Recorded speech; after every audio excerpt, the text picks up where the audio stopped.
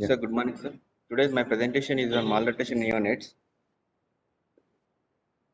Sir, it's nothing but situation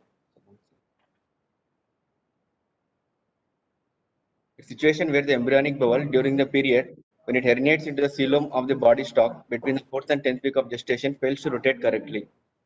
So it's nothing but preventing the normal process of fixation of the midgut and its mesentery to the posterior abdominal wall and predisposing to the volvulus because of small mesentery attachment.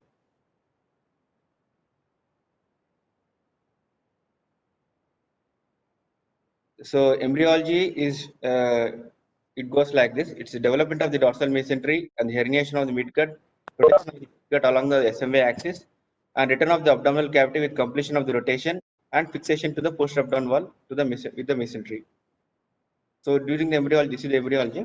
So how the development of dorsal mesentery occurs is at 3 to 4 weeks of gestation and forms after division of lateral plate mesoderm into its somatic and splanchnic components to create a coelom, a process facilitated by FOXX1 gene with activation of homeobox IRX3 restricted to the somatic mesoderm. So intestinal rotation mediated by changes in the dorsal mesentery, where mesenchymal cells on the right side of the mesentery become more sparse and cuboidal, and on the left dense and columnar. So mesentery is controlled by transcription factors PTEX2 and IS1. So normally mesentery is tilted to the left and fixing from the left ligament of Treace to the right side of the crossing the midline and going up to the right side of the cecum. So normally the midgut protrudes in the fourth week ventrally to herniate into the coelom of the body stalk. It occurs due to the combined effects of rapid elongation of the intestine and growth of the liver.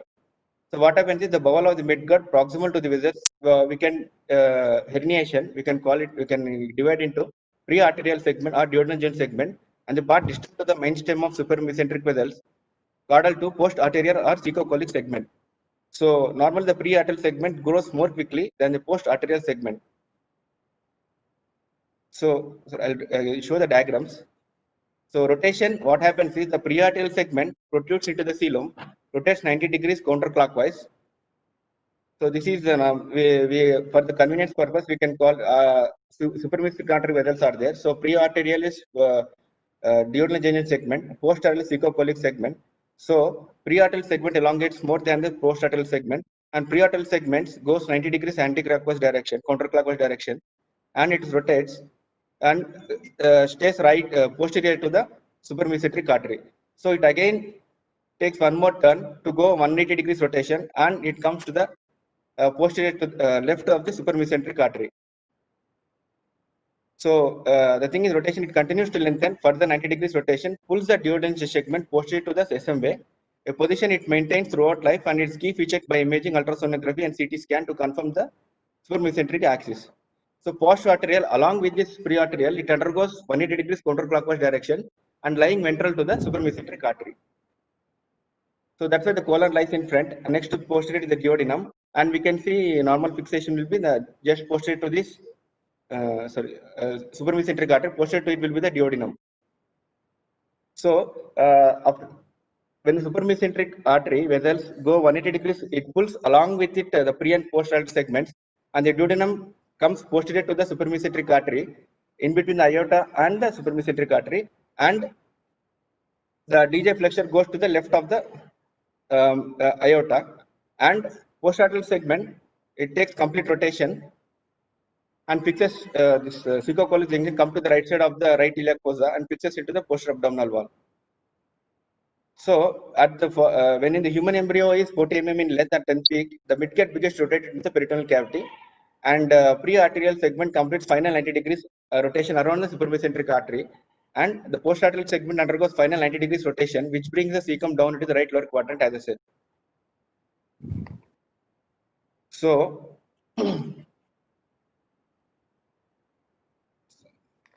So fixation is in a week of its of returning to the abdominal cavity, ascending and descending colon becomes adherent to the posterior abdominal wall, and peritoneum running across it, and the peritoneum runs across the anterior surface.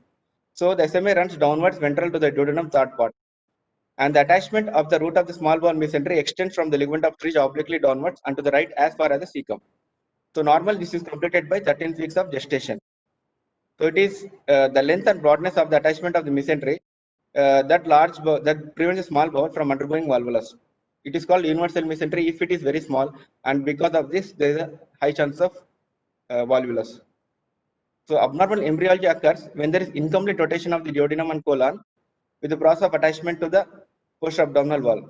So if the cecum and ascending colon does not rotate 270 degrees, they cannot become anchored to the right paracolic gutter. And the peritoneal condensation will cover and run anterior to the duodenum and they tighten and cause obstruction, and volvulus occurs.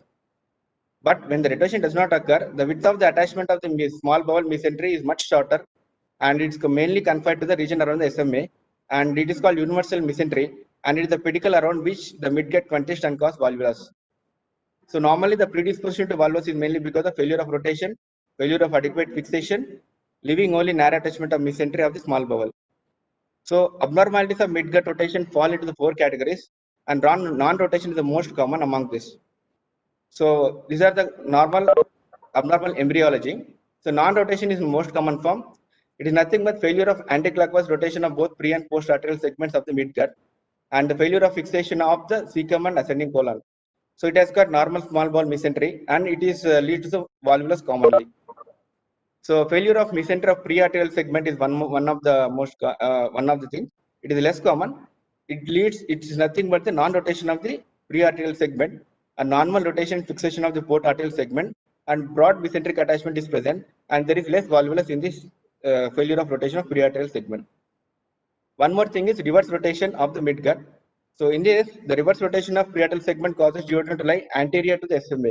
So if it occurs in isolation, that is reverse rotation only pre-arterial segment, it leads to parietal hernia, where we can see the hernial sac of right colon mesentery. You can see small bowel porting out through the mesentery of the large bowel. So associated with, if it is associated with reverse rotation of post arterial segment, leading to transverse colon lying behind the cerebromesenteric artery. And in this, the chances of volvulus, cecal volvulus is more. Failure of rotation of the post arterial segment. Indeed, the failure of cecum and colon to rotate interferes with the ability to fix to the posterior abdominal wall. So normally, again, it leads to the narrow small bore mesentery, and peritoneal bands of colon may cause infection crossing anterior to it. And in this also, cecal volvulus is most common because of the non-rotation of the cecum and the colon. So what are the associations with malrotation? Commonly we see congenital diaphragmatic hernia, exomphalus, gastroschisis, intussusception. Commonly we see 90% of the cases when duodenal atresia, duodenal web or stenosis. If you see an X-ray, if there is doubtful, there may be high chance of malrotation. If we are suspecting duodenal atresia or stenosis, we should suspect also malrotation, because the presentation will be same as duodenal atresia and same. Actually, it will be same, sir. So another abnormality associated with juvenile atresia, apparent association malrotation, juvenile ideal atresia.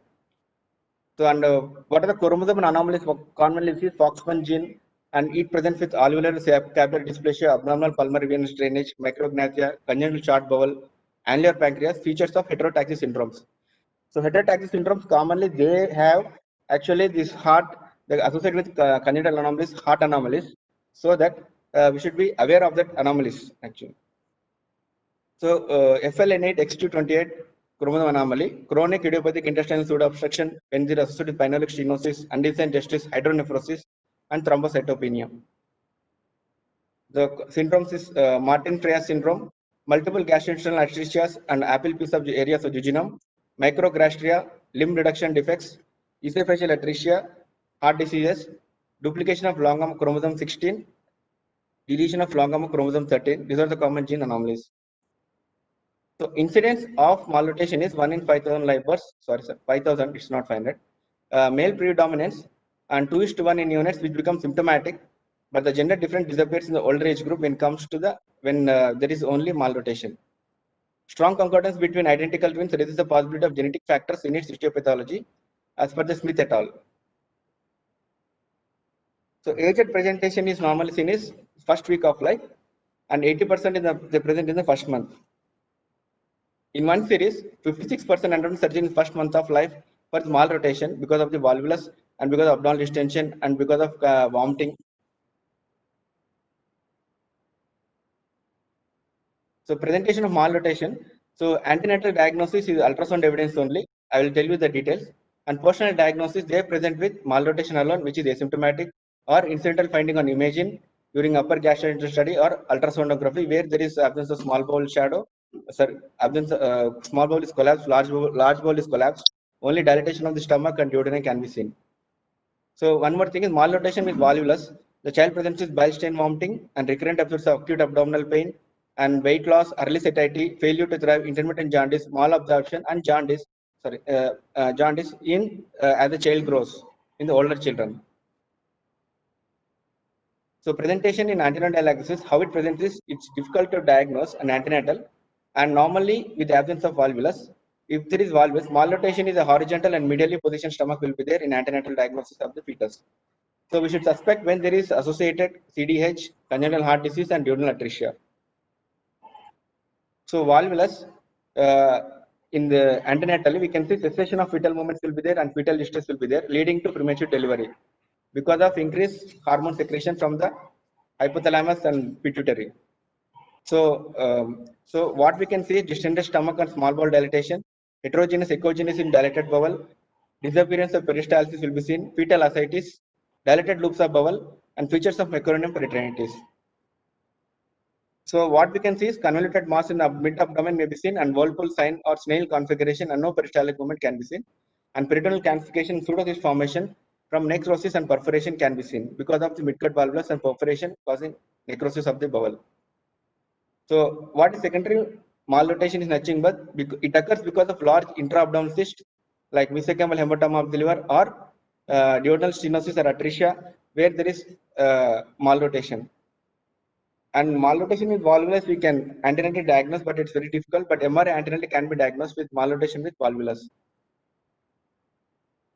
That in neonatal period, we call it as volvulus neonatal. It's a term used to describe malrotation with volvulus that is evident because of increased abdominal distension, vomiting, peritonitis features. The volvulus to have, likely to have occurred shortly before birth and may even precipitate birth. Everybody is able to see the video. Sir, hello? Sir, excuse me, sir, can you see the video, sir? My presentation, everybody can see. Yeah, now I can see that. I can see that. It was not coming till now. Carry on. Yeah. Okay, sorry, sir. Sir, volvulus neonatum is a term used to describe malrotation with volvulus that is evident because of that. And volvulus is likely to occur shortly before birth and may even precipitate birth. The newborn infant has a markedly tender and distended abdomen consistent with established peritonitis at the time of birth. And it needs surgical intervention. If you are suspecting a malrotation, immediately take to the and mortality is very high in because of small mesentery and already necrosed bowel.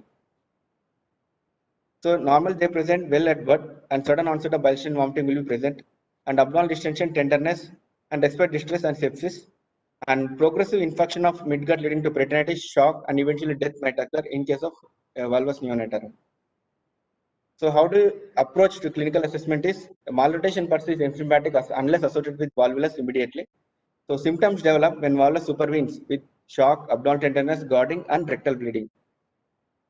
So investigation is management is investigations and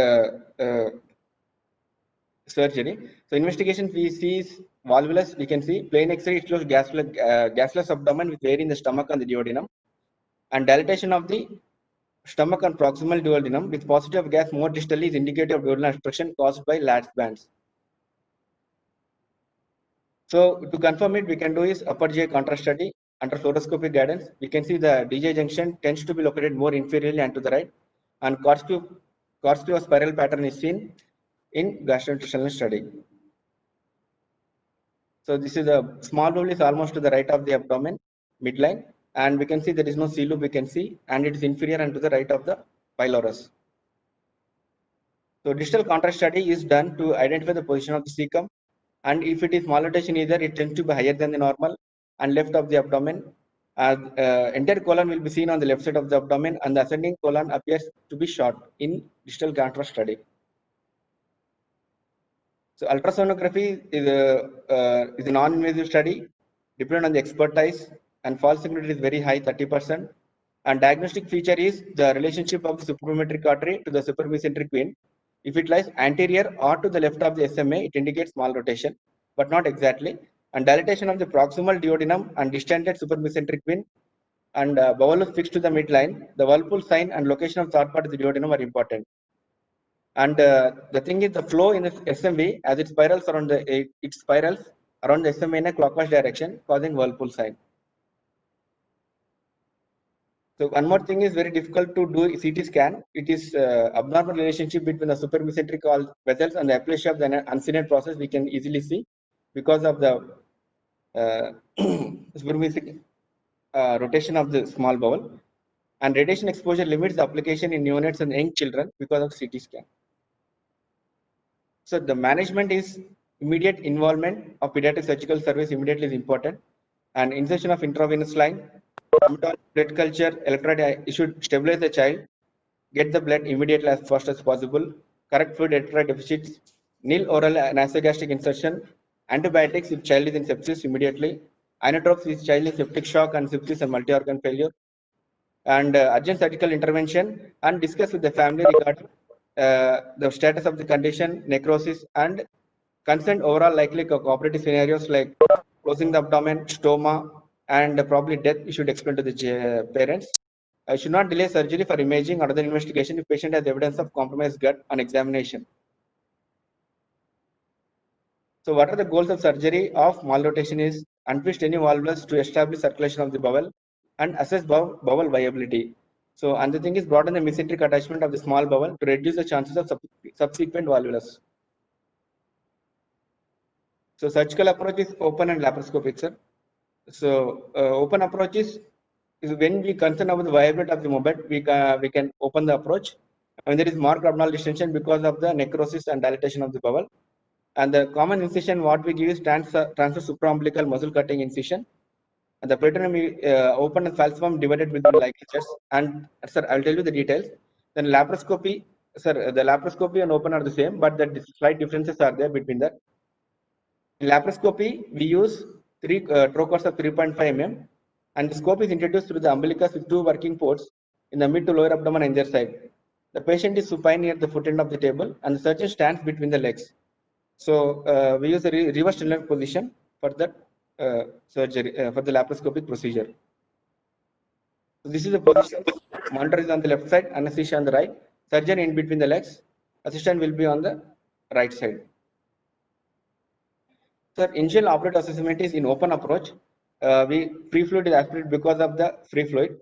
Because free fluid occurs because of when volvulus occurs, there is a twisting of the mesentery, twisting of the small bowel, SMA artery and the vein are obstructed, and there will be because of pressure of the vein, there is a lacteal rupture and causing the ascites may be present, chylous ascites in the abdomen. So we can aspirate it, and midgut is delivered through the wound. Then evisceration of the small bowel is required to set the root of the mesentery, and evisceration is done.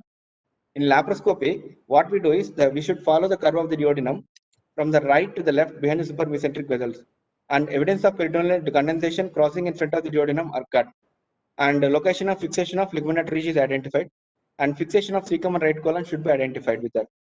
In laparoscopic approach is very because we can't completely eviscerate, completely separate the mesentery. So there is a high chance of recurrence of malrotation or volvulus in laparoscopic approach compared to the open approach. So what we do is untwist the small bowel mesentery. Where volvulus is confirmed, the bowel is rotated in a counterclockwise to untwist it. So we should then after that we should examine the root of the mesentery and fully detort it. So, sir, when laparoscopic approach, once the duodenum has been mobilized, it involves waking the bowel from proximal to distal so that we can identify the length of the bowel and axis of the supramesenteric artery. So then we should assess the bowel viability. So once the volvulus has been untwisted, the entire small bowel is inspected carefully, and the conservative approach of these patients is to minimize the risk of short bowel syndrome. So, sir, if there is necrosis, if there is marginal viability and has not undergone full thickness necrosis, we can left in situ, and we can do a second look laparotomy 1 to 2 days later if indicated, if the marginal viability is suspected and sepsis is coming down, the child is getting better. So bowel which is recoverable will have become more clearly demarcated from that which is irreversible damage has occurred. So Only when there is definitive full thickness bowel necrosis, resection is indicated and stoma created at the lines of resection. So if the entire bowel is more gangrenous, just close the bowel, just resect, just close the bowel, close the abdomen and come out. Or exercise the necrotic bowel with construction of stomas and with a long-term TPN, which has its own complications. So, operative decision making depends on whether there is sufficient length for potential long-term bowel adaptation, availability of TPN, and home-based TPN. We should, depending on that, we should counsel the patients. Normally in India, we don't have the home-based TPN very less, and long-term TPN complications are more, as we know. And small bowel transplantation is an option for the child if affordable, and if there are associated abnormalities, the high mortality is very high. And informed parental involvement in decision making regarding the treatment of the child is very important. So after that, so sir, after that we broaden the mesentery, facial parietal bands within the cecum to be divided to broaden the mesentery. So the right parietal bands extending over onto the right of the duodenum are divided. The incision of the mesentery is extended peripherally until the mesentery is broad. Once completed, the bowel is returned to the abdominal cavity with the small bowel predominant to the right and the large bowel predominant to the left. So N% appendectomy is because of diagnostic difficulties in the further management if appendicitis occurs, better to remove the appendectomy in the same setting. So what are the complications of surgery is early septicemia, reperfusion injury defects, effects, hemodynamic instability, prolonged ileus, and early complications. If prolonged ileus users suspect there is again recurrent volvulus and obstruction is going on, adhesions are there. And late complications is adhesive bowel obstruction, recurrence of volvulus, short gut syndrome, with presence of malrotation, malabsorption, failure to thrive, and complications of TPN. And motility disturbances will be there because of prolonged non-usage of the small bowel. And death secondary to extensive loss of midgut or complications subsequent due to TPN will be there, sir. And reperfusion injury effects and emergency leads to metabolic and circulatory consequences, and child will have morbidity. So it should be normally treated in tertiary neonatal care to provide cardiac respiratory support, and prolonged mechanical ventilations are needed for the child to improve. So as I said, prolonged ileus, postoperative ileus for a week is very not uncommon, but because of if the nasogastric aspirates are very less, or if the child is passing stools, the neonate is slowly recovering from the malrotation. So ileus, if it is more than 1 week, ongoing obstruction should be suspected, and we should open it immediately and again do the surgery. The intussusception occurs because if the bowel is already, the late complication, one of it is intussusception, very rare. It occurs because of this appendical stoma acting as a point, causing the intussusception, causing recurrent abdominal pain. So we should suspect one is a very late complication. So one is wound infection and dehiscence, dysmotility because of prolonged non-usage of the stoma, and adhesive bowel obstruction, as I said before, sir. Thank you, sir. Short bowel syndrome will be covered by Shoaib tomorrow in his class. Thank you, sir.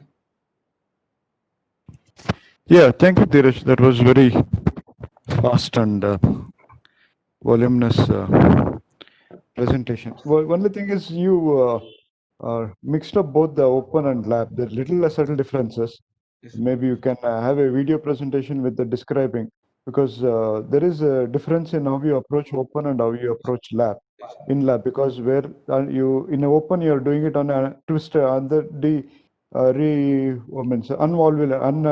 bowel. You rotate the bowel, align it, and then you do the surgery, that is division of the bands and go ahead. But in laparoscopy, you may not have the option. Some procedures have been described to rotate it, but you would be approaching the ileocecal junction first, taking that away, then approaching the duodenum, because you don't want duodenum to fall off, and again there is no other process to hold it. So there is a little difference in lap and open. So combining both, maybe in a pictorial this thing, it would have been fine. How you go about that would be more useful for understanding. But both are different. You can't club them with that. Yeah. So I'll open it for any discussions. Why is laparoscopy considered to be inferior to open surgery in case of malrotation. That is a controversial topic. Have you read about it? Sir, One of the advantages of laparoscopy is what? When you compare laparoscopy to laparotomy in any age group, especially in children, what is the advantage? It causes less adhesions, less isn't it? Yes, sir. So that advantage is a disadvantage in case of malrotation. Open.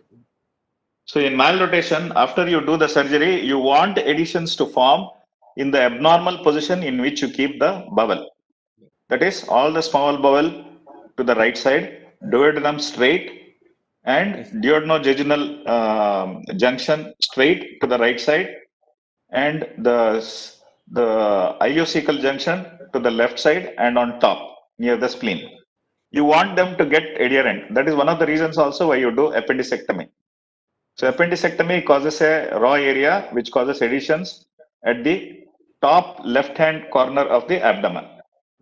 Okay, so there is a top left hand corner, the cecum is there, and the duodenojejunal junction is in the bottom right hand corner. So the mesentery is broadened. So this is achieved very easily during surgery in both laparoscopy as well as in laparotomy. But the adhesions will form densely in case of laparotomy, but much less densely in case of laparoscopy. So that is one of the disadvantages of laparoscopy. Okay. Yes, sir. I mean, this is touted as this is a controversial argument, but this is touted as one of the disadvantages of laparoscopy in newborn and infants when you do malrotation surgery. There is one more technique which is described by Kiley et al. Many years ago of how to salvage complete intestinal necrosis in case of volvulus neonatorum. Have you read about it? No, sir. Massaging of the mesenteric artery and mesenteric vein gently, and then systemic administration of tissue plasminogen activator, TPA, and then going in and doing a second look laparotomy. Have you read about it? No, sir. From Great Ormond Street, he presented, Ed Kiley. That's a landmark paper. So try to get that paper and read it. It did not come in pediatric surgery journals. I think it came in one of the pediatric journals. So it's a very landmark, landmark study. And after that, many people have tried to emulate, means they try to follow that principle, and they have been successful in a good number of patients in salvaging the extensively necrosed small bowel, gangrenous small bowel. Okay. Okay, sir. You should also know the ethics of surgery, especially when you are doing volvulus neonatorum. You should know you should read about it in I think Koran has given it. You should read, and Astrat also has given it. Ethics of surgery when you are doing extensive a patient with extensive gangrene, when you are doing surgery, what you are going to do, what is the role of the surgeon. Okay. Yes, sir. So that also you should read up about. It's a very important philosophical concept. You should read about that. Okay. Yes, sir. Dheeraj, Sir. Dheeraj? Sir. Yes, sir. Yeah. In during open surgery or any this thing, you have this malrotation. So, are there any fixed points where you can drop back to and say yes, from here everything is normal? We are confused when you are rotating. You don't know whether you have rotated it, non-rotated. Yes. Are there any fixed points in the abdomen which acts as pointer, which are always fixed in the sense they don't get rotated?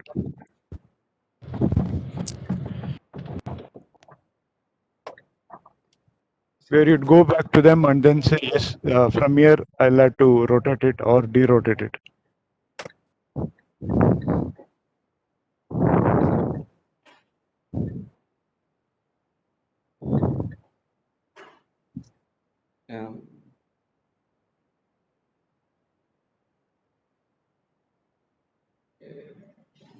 Sir.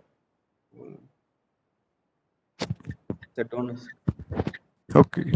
One would be the splenic flexure. Beyond the splenic flexure, it is fixed always. Since you told it's a pre-arterial and post-arterial, the other one would be the stomach. So all your rotation, malrotation would occur through that. Sometimes, very rarely, would be encountered with reverse rotation. Very rarely, we have not seen one. But sometimes, if you're going in a older child, newborn, it's very easier to, because things are fine. In an older child, when the mesentery is thickened, a lot of fat in there, there is bound to have confusion. So if you have any doubt, you have to go back to that region of splenic flexure and come back. So that beyond that, it is fixed. Descending colon is fixed, sigmoid colon is fixed. So there is no issues with that. Only you have to treat the transverse colon cecum. So these are the 2 points where you need to keep in mind. If you have any issue, you go back to this and then come on to the rotation or the whatever, the burdening of mesentery or things. Yes.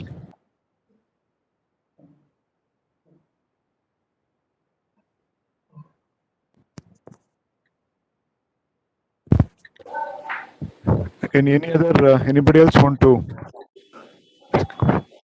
Dheeraj, Yes, sir. Dheeraj, hi.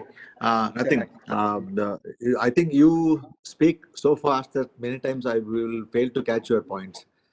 So I think you should make a habit of speaking a little more slowly. That's one thing. Good presentation, a lot of data. And you told about like paradoidal hernia. No? Now they call it as a mesocholic hernias. So either right mesocholic hernia, left mesocholic hernias. So in the left mesocholic hernia, what are the important points in the management of left mesocholic hernia?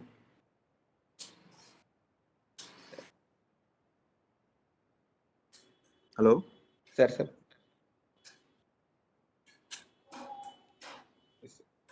Yeah, basically, yeah, I think you should read about that mesocholic hernia management, because in the left mesocholic hernia, when you're doing it, the sac, the margin of the sac, anterior wall of the sac is formed by inferior mesenteric vein, Yes.